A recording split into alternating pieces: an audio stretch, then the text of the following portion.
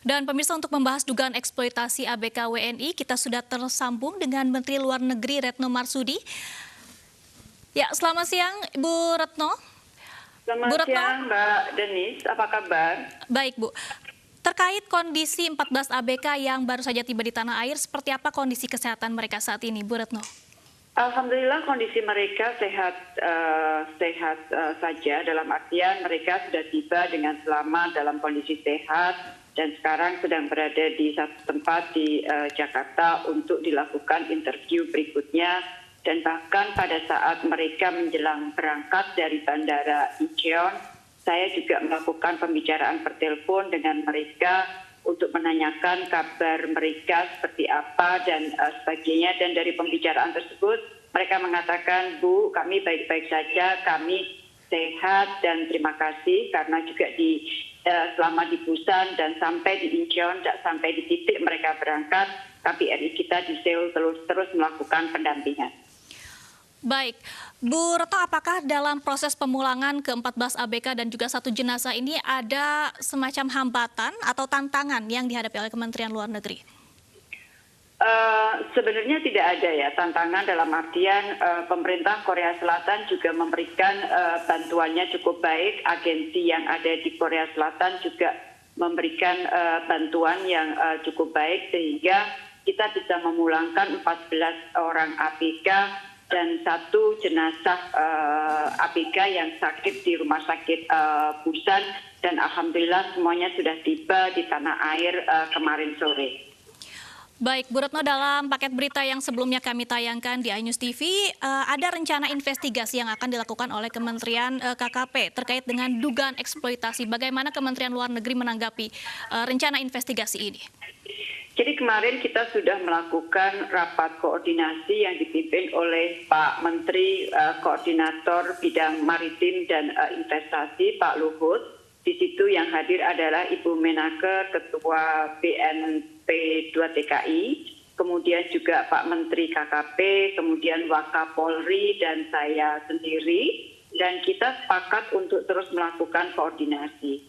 Sementara itu dari pihak Kementerian Luar Negeri, bagaimanapun juga karena ini adalah perusahaan yang berbendera Tiongkok, sekali lagi ini adalah perusahaan ya swasta, tetapi berbendera Tiongkok, maka mau tidak mau kita juga harus melakukan kerjasama dengan pemerintah Tiongkok. Oleh karena itu, duta besar kita yang ada di Tiongkok sudah melakukan komunikasi dengan Kementerian Luar Negeri, sementara dari kami, dari Kementerian Luar Negeri Indonesia sudah melakukan komunikasi juga dengan Dubes Tiongkok yang ada di Jakarta. Intinya pemerintah Tiongkok memberikan komitmen untuk membantu pemerintah Indonesia untuk menyelidiki kasus-kasus ini. Baik, Bu Retno, itu artinya memang ini merupakan respon atas KBRI Beijing yang memang sebelumnya sudah melayangkan nota diplomatik kepada pemerintah Cina. Kita sudah bergerak sudah dari bulan Desember sebenarnya, terus menerus. Nah, jadi begini, satu yang kita lakukan adalah sekarang penting bagi kita untuk merekonstruksi semua kejadian yang menimpa para ABK kita. Karena yang diperoleh informasi sejauh ini kan sifatnya piecemeal. Ada beberapa kasus yang menimpa ABK kita, terutama yang datang dari 4 kapal berbendera Tiongkok. Oleh karena itu, kesaksian atau informasi yang diperoleh dari 14 ABK ini akan menjadi penting sekali artinya bagi kita untuk merekonstruksi semua kejadiannya.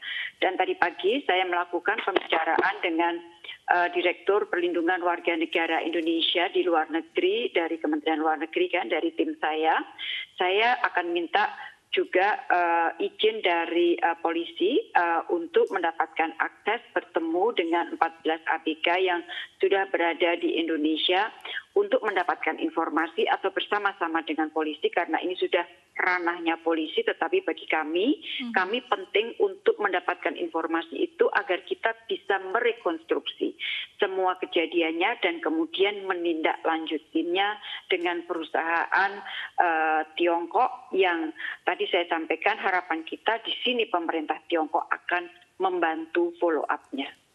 Baik, Bu Menteri, terkait dengan terjadinya dugaan eksploitasi ini, apakah sudah ada klarifikasi dari pemerintah Cina ataupun dari perusahaan tempat di mana kapal ini beroperasi?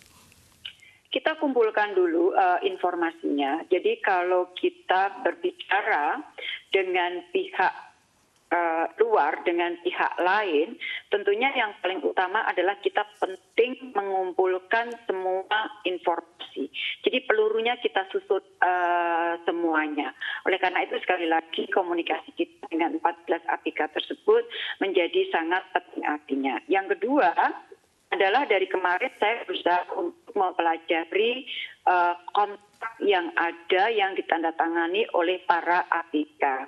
Dan di rapat koordinasi kemarin yang kita sampaikan, kita bahas adalah mengenai pentingnya kita memperbaiki tata kelola penempatan dan perlindungan awak kapal yang berarti yang ada di hulu ini. Karena kalau tata kelolanya tidak kita ubah sehingga dapat memberikan perlindungan kepada para awak kapal secara lebih baik, maka pada akhirnya hilirnya masih akan mengalami kejadian-kejadian seperti itu. Karena kalau dari kontrak yang saya baca, saya berusaha mendapatkan beberapa sampel dari kontrak ya.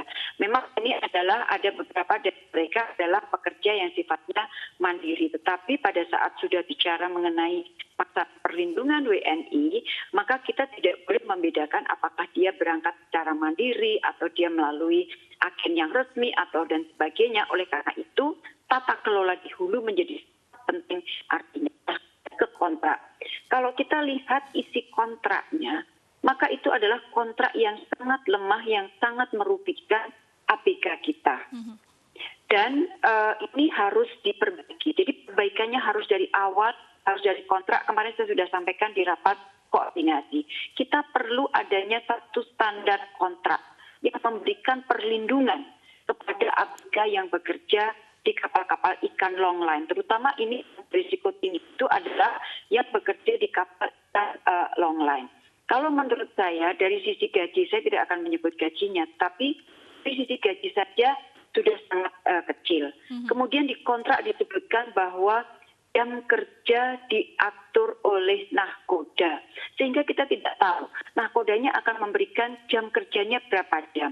Memang kita mendapatkan informasi sebagian dari mereka harus bekerja misalnya 20 jam, ada yang 16 jam, dan sebagainya. Nah, dengan kondisi kontrak yang seperti itu, maka menjadi sangat lemah posisi APK kita vis-a-vis perusahaan atau kapal yang mempekerjakan mereka. Baik, Ibu, itu artinya memang di dalam kontrak terkait hak dan kewajiban dari ABK ini kan terjadi semacam pelanggaran begitu ya Bu ya, yang mana ada informasi yang kami terima bahwa makanan yang dimakan oleh para ABK ini merupakan pakan ikan, kemudian juga mereka kerja dengan durasi 18 jam dalam satu hari. Apakah ini kemudian akan dikategorikan dalam pelanggaran HAM begitu Bu Menlu? Jadi begini. Makanya sekali lagi kita harus kumpulkan dulu informasinya. Kalau kita melihat dari sisi kontraknya yang saya baca, maka kontrak tersebut sangat lemah dan sangat tidak melindungi APK kita. Nah, ini yang harus dikoreksi di hulunya. Ya kan? Nah, tetapi ada hal-hal lain yang perlu kita lihat, misalnya dari sisi hak asasi manusia dan lain-lain. Oleh karena itu, sekali lagi, informasi yang detail perlu kita kumpulkan agar kita bisa mengkonstruksi bangunan informasi yang cukup untuk kita kemudian menindaklanjuti isu mengenai masalah APK kita yang bekerja di kapal ikan long line milik perusahaan RRT. Baik, Ibu, ada permintaan dari Komisi 1, suara dari Komisi 1 DPR RI bahwa pemerintah diminta untuk melakukan moratorium pengiriman ABK ke Cina. Apakah ini kemudian juga akan direspon oleh Kementerian Luar Negeri? Tentunya ini harus kita bahas dengan teman-teman dari KL lain ya. Jadi memang ada hulu, ada hilir. Kita akan bekerja sama antara hulu dan hilir. Kebetulan kalau dari Kementerian Luar Negeri, tupoksi kita, portofolio kita adalah untuk perlindungan yang berarti ada di hilir. Tetapi bukan berarti hilir itu kemudian terpisah dari hulu, tidak. kita semuanya akan menjadi satu. Oleh karena itulah kemarin sore kita melakukan rapat koordinasi, dan yang penting adalah sekarang adalah bahwa kita sekarang sedang membahas rencana peraturan pemerintah mengenai perlindungan untuk awak kapal, termasuk untuk awak kapal ikan, dan kemarin sudah dibahas dan kita akan menyegerakan agar peraturan pemerintah tersebut akan dapat cepat selesai, karena peraturan pemerintah itu diperlukan sebagai tindak lanjut dari Undang-Undang Nomor 18 Tahun 2017 mengenai perlindungan pekerja migran Indonesia. Baik, Bu Menlu, pertanyaan terakhir dari kami, apakah dengan adanya kejadian ini bisa mengganggu hubungan bilateral maupun diplomasi antara pemerintah Indonesia dan juga pemerintah Cina? Kita berkomunikasi dengan intensif dengan pemerintah Tiongkok, karena saya yakin bahwa dengan bantuan pemerintah Tiongkok maka akan lebih mudah kita untuk menyelesaikan kasus yang menimpa ABK kita. Fungsi kita, tugas kita adalah melindungi semaksimal mungkin warga negara Indonesia di luar negeri, dan kita sudah memiliki komitmen bahwa di hulu akan diperbaiki juga pada saat yang sama. Karena kalau di hulu tidak diperbaiki, maka akan sulit impak kepada hilir akan terus seperti ini. Baik, terima kasih Ibu Retno Marsudi, Menteri Luar Negeri. Selamat kembali bertugas.